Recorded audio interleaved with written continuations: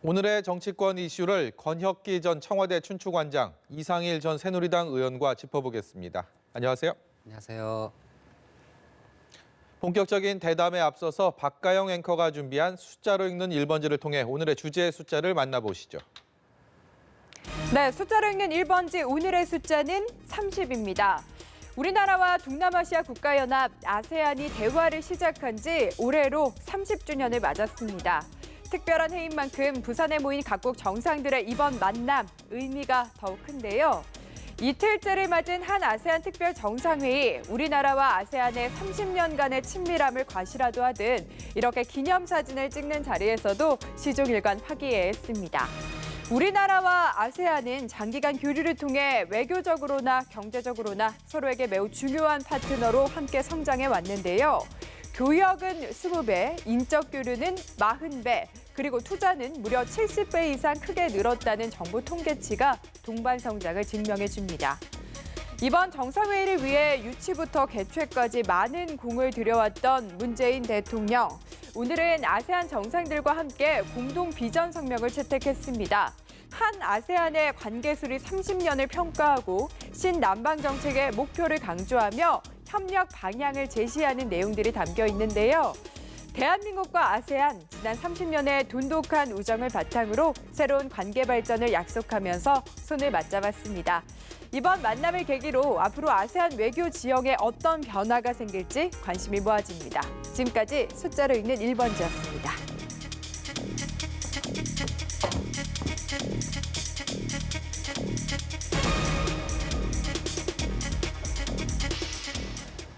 네, 조금 전 현장 연결을 통해서 저희가 한 아세안 특별 정상회의 공동 비전 성명, 공동 언론 발표 실황을 보내드렸는데 한 아세안 관계가 전략적 동반자 관계의 미래 발전을 얘기를 했고요. 그리고 평화 프로세스에 대한 또 깊은 논의를 했다. 여러 가지 의미를 부여하고 있는데 30년이 벌써 됐습니다. 이번 한 아세안 특별 정상회의 끝나는 상황에서 거기에 대한 총평을 해주신다면 어떤 말씀 해주시겠습니까? 일단 한국은 아시다시피 이제 미국과 중국, 러시아, 일본 등 이제 세계 4강 외교 통상 네. 교류에 이제 많이 치중된 정책들을 펴왔습니다. 그러나 이 4강 외교 통상 교류만으로는 네. 어떤 새로운 성장과 새로운 국가의 또 발전을 도모하는 데는 한계가 있다는 게 예. 기본 인식이었고요. 문재인 정부뿐만 아니고 과거 이전 정부서부터 이명박 정부, 박근혜 정부 같은 경우는 아랍권에 대한 네. 많은 투자와 외교 행보를 쭉 해왔죠. 그래서 아랍권이 이 대한민국에 대한 어떤 신뢰감을 높이는데 과거 정부부터 지속돼 왔던 정부의 기조이기도 합니다. 특히 아세안 같은 경우는 앞서 많은 보도가 있었습니다만 인구가 6억 5천만 명에 이르고 네. GDP가 2조 9천억 달러로서 미국보다 훨씬 많은 이 교역량을 갖고 있는 네. 블루오션이라 할 수 있습니다. 이번 정상회의를 통해서 한국과 아세안의 파트너십이 강화가 됐다는 것, 그리고 과거 정부부터 쭉 이어져 왔던 신남방 정책의 어떤 기조가 이번 10개국 정상들과 함께 함께 만들어가는 아세안과의 한국과의 어떤 그런 실현 노력이 강조되고 성명으로 채택됐다는 데 큰 의의가 있는 것 같고요. 이번에 도드라지게 보이는 것은 두 가지인데 하나는 한국과 아세안 간의 자유무역 확대를 다시 한번 천명하면서 한국의 아세안에 대한 지원 협력을 또 강화하겠다고 발표를 했습니다. 네. 자유무역 확대에 대한 부분을 다시 한번 짚어줌으로써 지금 일본과 한국 간의 분쟁 문제, 특히 일본이 이 무역 보복을 조치를 취하면서 생겨난 이 갈등 문제와 관련하여 간접적으로 이렇게 지원하는 효과도 좀 있었던 것 같아요. 이번 회의 말고 지난 회의 때에 이제 중국과 싱가포르가 일본 정부를 향해서 화이트리스트 배제를 할 일이 아니라 오히려 확대를 해야 한다. 자유무역을 활성화시키려면. 네. 그런 직접적인 언급은 이번 회의가 아니라 지난번 회의 때도 한번 있었습니다만 이번에도 그런 한 아세안 간의 자유무역 확대에 대한 강조, 그리고 또 하나는 이제 북핵 해결을 위한 한국 정부의 평화 정책에 대한 지지가 포괄적으로 있었던 것 같습니다. 아세안 국가들은 모두 다 북한과 외교를 수립한 국가이기 때문에 네. 아세안의 협력이 북핵 문제를 해결하고 남북한 간의 평화 정책을 위해서 많은 도움이 될 수 있는 기반이 될 수 있습니다. 예. 특히 이제 우리 정부가 추구하고 있는 비무장지대에 대한 국제 평화지대 구상을 이번에 지지하고 또 구체적인 논의를 위해서 공동 연락소 사무소와 같은 방안까지도 논의됐다는 부분에 있어서는 성과로 볼 수 있을 것 같습니다. 네. 이 의원께서도 네. 의미를 일단 짚어주시죠. 아세안 10개국과 외교 관계를 강화를 하고 또 우리의 외교가 보다 다변화되는 것에 대해서는 아마 반대할 국민은 없을 것 같아요. 그래서 네. 이번 회의가 이명박 정부 때는 2009년, 그다음 박근혜 정부 때는 2014년, 그리고 문재인 정부 올해 2019년 이렇게 한국에서 아세안 정상들과 우리나라 대통령이 모여서 회의를 하고 좀 더 관계를 긴밀하게 맺고 그래서 이제 눈에 띄는 성과들도 있죠. 그러니까 우리 국민들이 혜택을 볼 수 있는 건 뭐 비자와 관련해서는 보다 더 간소화된 네. 이런 것들이 있을 수 있고 또 우리 기업인들이 아세안 국가에 투자할 때 아마 상대국에서 훨씬 여러 가지 면에서 배려를 해줄 수 있는 이런 측면이 있습니다. 그래서 의미는 있다고 생각합니다. 그런데 중요한 것은 외교 다변화를 해 나가면서도 현실적으로 우리 외교의 이제 중심축이 한미 관계란 말이죠. 근데 한미 관계는 이번 지소미아와 관련해서도 사실은 미국이 우리의 그 지소미아를 종결하겠다는 이 결정에 대해서 미국이 전혀 이해하지 못했지 않습니까? 예. 청와대 발표와 달리 그래서 굉장히 우리 쪽에서 지소미아를 유지하라고 미국이 강력히 신호를 보냈고 그 전에 또 북한 문제와 관련해서도 한미 관계가 흐트러진 것들이 많습니다. 그러니까 한미 관계를 보다 강화해 나가면서 외교의 다변화도 강화를 해야 되겠죠. 그다음에 이제 한일 관계는 지금 최악의 상황인데 지금 지소미아 소위 종료 유예를 통해서 일단은 뭐 개선의 여지를 남겨놨습니다. 그래서 한일 관계를 마냥 이런 상태로 끌고 갈 수 없습니다. 그래서 한일 관계도 개선하는 노력을 동시에 기울여줘야 되겠다. 예.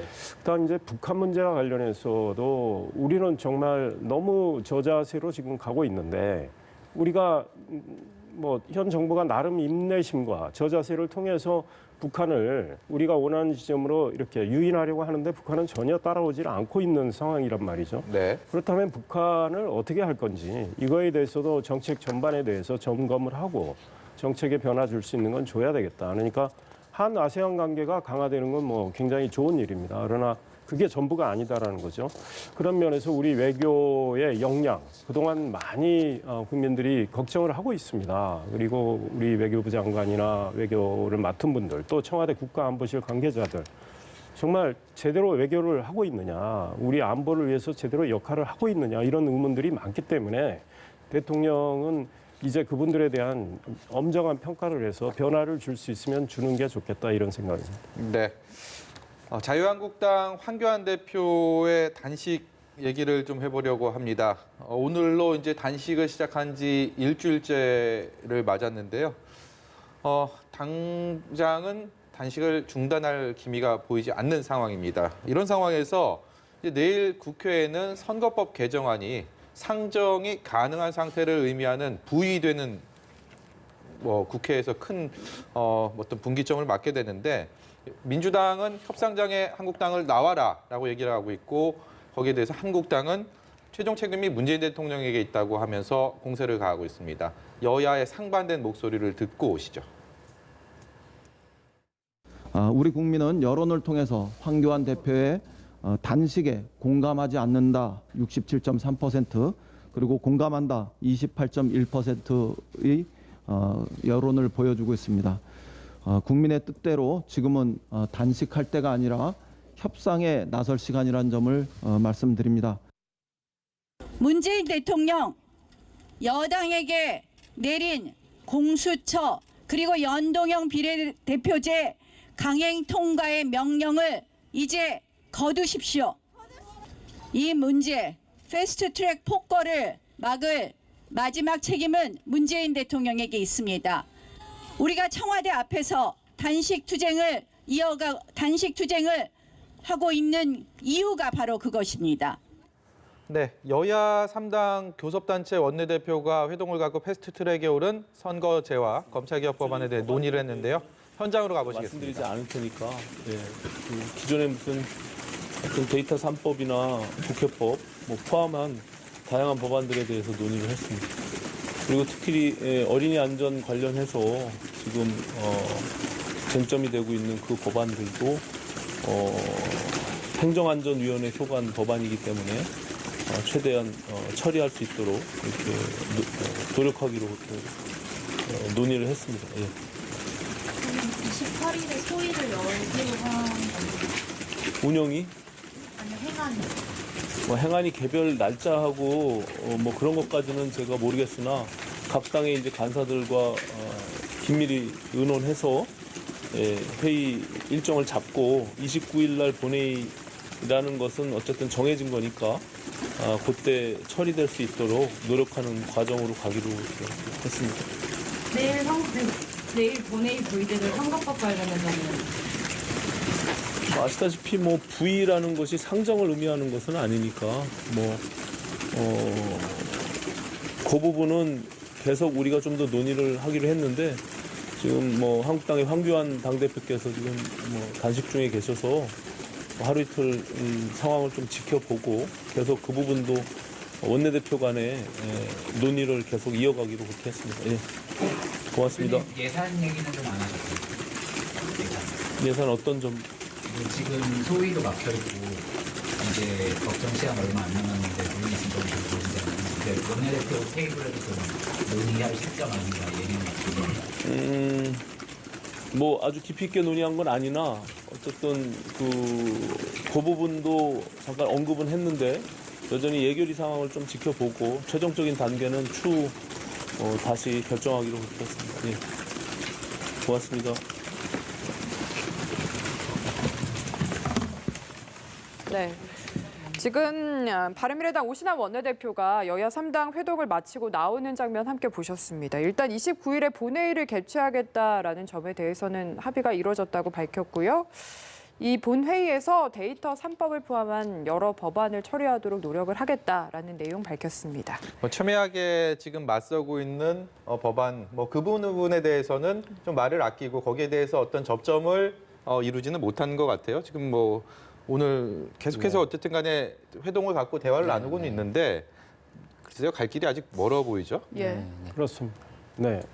일단은 29일 본회의는 여야 간에 큰 이견이 없는 법안들, 예컨대 유치원 3법안 같은 경우는 이제 기존의 패스트 트랙에 올라갔기 때문에 아마 그거는 상정을 해가지고 처리할지는 모르겠습니다. 한국당은 아마 반대하는 입장을 낼 수도 있지만 그 밖에 여야 간에 큰 이견이 없는 법안들은 이제 그렇습니다. 민생 관련 법안이나 이런 거 처리가 되는 거고 네. 데이터 3법도 하겠다고 노력하겠다는 거 아니겠습니까? 예. 일단 노력이라는 문구에 주목을 할 필요가 있는 게 그 세 가지 법안인데 정보통신망법은 사실은 지금 해당 상임위에서 통과가 안 됐습니다. 네. 예. 그래서 29일 날 저게 올라갈지는 모르겠어요. 그러나 그 사이에 노력을 하겠다. 이런 정도니까 지켜봐야 되고 국민들이 관심을 많이 갖고 계신 선거법 개정안. 이 문제는 여야 간에 지금 협상이 이루어지지 않고 있는 상황이라 네. 29일 날 부의는 되지만 본회의에 상정은 안 되는 겁니다. 그러니까 네. 표결 처리는 안 되는 상황이고 그다음 공수처 신설 법안 이거는 12월 3일 3일이죠. 부의가 됩니다. 네. 검경수사권 조정 법안과 함께. 그러면 그때도 부의는 되지만 상정을 할지 말지는 불투명하거든요. 그러니까 네. 협상을 해가는 상황이기 때문에 협상 결과가 아마 그때까지 안 될 경우에 바로 상정은 못하고 결국은 선거법 개정안, 공수처 신설 법안, 검경 수사권 조정 법안 이거는 패키지로 가기 때문에요. 같은 날 처리하더라도 처리하는 겁니다. 그런데 한국당의 한교안 대표가 지금 단식 투쟁을 하면서 예. 선거법 개정안 내용에 대해서 굉장히 반대를 하고 있기 때문에 네. 지금 과거에 패스트 트랙에 일방적으로 민주당이 태운 이거에 대해서 반대하고 있잖아요. 핵심은 준연동형에 대해서 반대하고 있는 건데 네. 이거에 대한 합의가 이루어지지 않는 한은 쉽게 그 법안이 지금 처리되기는 어렵다. 그러니까 민주당도 제1야당 대표가 단식 투쟁을 하고 있는데 그 제1야당을 뺀 상황에서 그거를 법안을 국회 본회의에 올려가지고 일방적으로 표결 처리하기는 굉장히 현재 어려운 상황이에요. 그러니까 최대한 합의 노력은 서로 기울여야 된다 이런 생각입니다. 네, 결국은 11월 29일 본회의부서 12월 3일 패스트트랙 법안이 부의될 때까지 그야말로 폭풍전야의 시간이 될 것 같은데 가장 큰 변수 중에 하나가 황교안 대표의 단식이 됐단 말이죠. 그렇죠. 어떤 식으로 이 황교안 대표의 단식 카드가 이번 그 여야의 대치에 작용을 할까요? 그래서 일단 황 대표의 단식의 세 가지 명분 중에 하나가 이제 지소미아 이제 종료에 대한 연기 요구였는데 그건 이제 대통령을 상대로 한 그 올바른 요청자였죠. 네. 결국은 황 대표의 단식이 크게 영향을 미쳤는지 안 미쳤는지는 뭐 정확하게 평가하기는 어렵습니다만 하여튼 황 대표의 나름 타이밍상의 성과를 할 수 있을 만큼 지소미아 종료는 효력 정지를 정부가 결정을 했습니다. 네. 그러나 다만 이제 패스트트랙 법안 2개, 이제 공수처 검찰개혁법과 선거법 개정안 반대를 청와대에서 대통령을 겨냥해서 단식을 하고 있는데 사실 네. 이거는 목표 지점이 좀 맞지는 않습니다. 그렇죠. 국회에서 해야 예, 이 되죠. 부분은 아시다시피 그 한국당이 다수 여당일 때 만들었던 국회법에 따라서 절차대로 진행되고 있는 것이기 때문에 네. 이걸 대통령이 왈가왈가할 수 있는 상황이 아니고 한국당이 평소에 또 청와대가 자꾸 의회를 통법부를 만든다는 비난을 하지 않았었습니까? 네. 이번에도 대통령이 나서서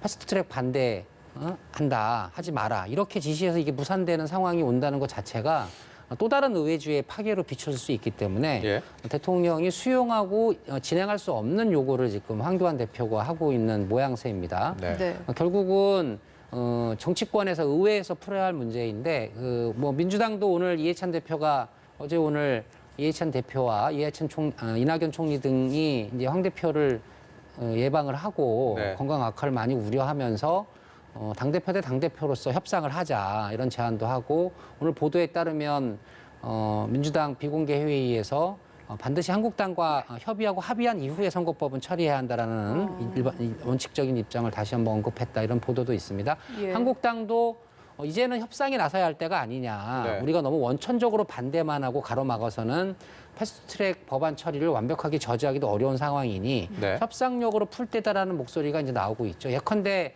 홍준표 전 대표 같은 경우가 황교안 대표를 만나서 한 이야기가 공수처법은 처리를 해주고 선거법 같은 경우는 이제 한국당 의원들이 워낙 불안해하니까 그 부분은 막는 이런 유연성을 좀 발휘하라는 등 아무튼 기존의 강대강 입장과는 조금 달라지는 어떤 유연성들이 여야 모두에게 나오고 있다는 것은 저는 고무적이라고 봅니다. 결국 저번에도 제가 한번 말씀드렸습니다만 선거법은 완벽하게 여야 만장일치로 합의하는 게 정수인 것이고요. 예.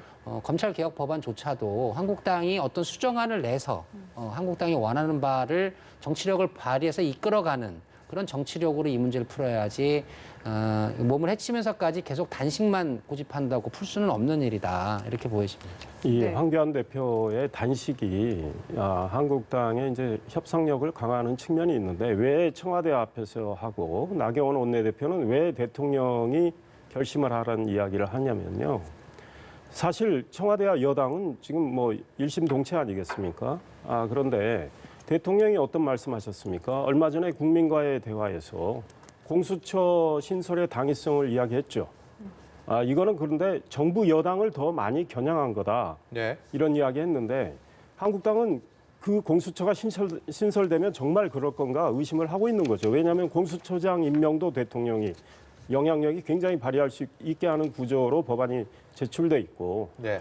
공수처 검사들 임명도 대통령이 하게 돼 있단 말이에요. 그러니 대통령의 의중에 따라서 얼마든지 공수처가 움직일 수 있어요. 그러니까 야당 탄압의 도구로 쓰일 수도 있는 데다가 정말 대통령이 정부 여당의 문제를 도려내려고 했다면 지금 할 수 있는 특별 검찰관도 안 하고 있잖아요. 청와대 내에. 특별 검찰관 안에서 지금 유재수 전 부산시 부시장 문제도 나오고 있는 거 아니겠습니까? 예. 게다가 선거법 개정안 대통령이 어떤 이야기했습니까? 선거법을 연동형으로 바꾸면 내가 가지고 있는 대통령 권력도 내놓을 수 있다. 이런 이야기까지 했어요. 네. 그래서 대통령 의중이 실려 있는 법안입니다. 그런데 이 연동형 법안이 어떤 겁니까? 한국당이나 야당 입장에서 매우 불리한 입장이에요.